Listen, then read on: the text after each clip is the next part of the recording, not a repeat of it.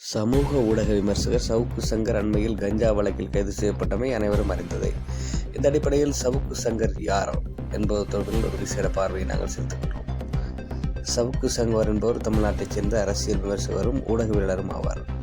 அரசியல் சமூக மட்டத்தில் ஏற்படும் பல்வேறு சம்பவங்களை பொது வழிக்கு கொண்டு விவாதப் பொருளாக்கியவர். சவுக்கு.net, சவுக்கு ஒன்லைன் உள்ளிட்ட தளங்களை நடத்தி பின்னர் சவுக்கு மீடியா என்ற ஊடகத்தின் தலைமைச் செயலதிகாரியாக தற்போது உள்ளார். இவருடைய தனிப்பட்ட வாழ்க்கை பற்றி பார்க்கும்போது, சவுக்கு சங்கர் என்று அறியப்படும் இவரின் இயற்பெயர் ஆச்சிமுத்து சங்கர். இவரது தந்தை ஆச்சிமுத்து தமிழ்நாடு லஞ்ச ஒழிப்புத்துறையில் உதவியாளராக பணிபுரிந்து வந்தார். திருநெல்வேலியில் பிறந்து திருச்சியில், தஞ்சாவூர் உள்ளிட்ட ஊர்களில் சில காலம் படித்து சென்னையில் குடியேறினார். 10வது வகுப்பு படித்திருந்த நிலையில் 1991 தந்தை மறைவிற்கு பின்னர் கருணை அடிப்படையில் தமிழ்நாடு லஞ்ச ஒழிப்புத்துறை பணியில் சேர்ந்தார். இளநிலை உதவியாளராக பணியாற்றி வந்தார்.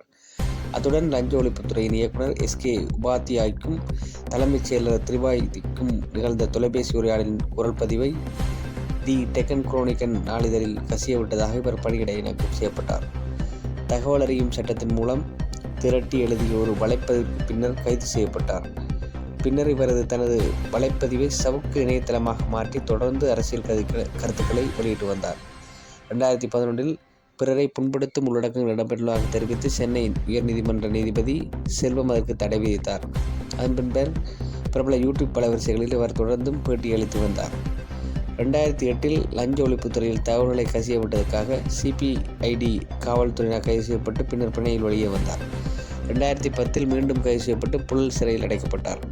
2022 நீதிமன்ற அவமதிப்பு வழக்கில் இவருக்கு 6 மாத சிறை தண்டனை விதித்து சென்னை உயர்நீதிமன்றத்தின் மதுரை கிளை தீர்ப்பளித்துள்ளது. இதனால் கடலூர் மத்திய சிறையில் அடைக்கப்பட்டார். உச்சநீதிமன்ற உத்தரவில் மதுரை நீதிமன்றம் 2022 இவருக்கு பிணை வழங்கியது.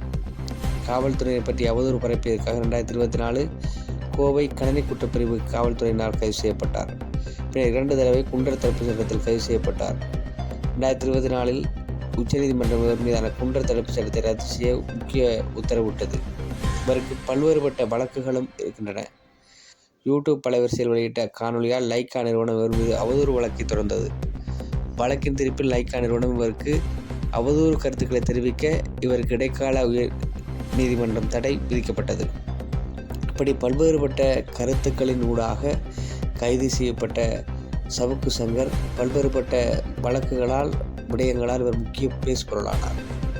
2G கலைஞர் தொலைக்காட்சி இயக்குனர் சரத்குமார் மற்றும் உளவுத்துறை தலைவர் ஜபார் செட் தொடர்பான உரையாடலை முதலில் வெளியே வந்தார்.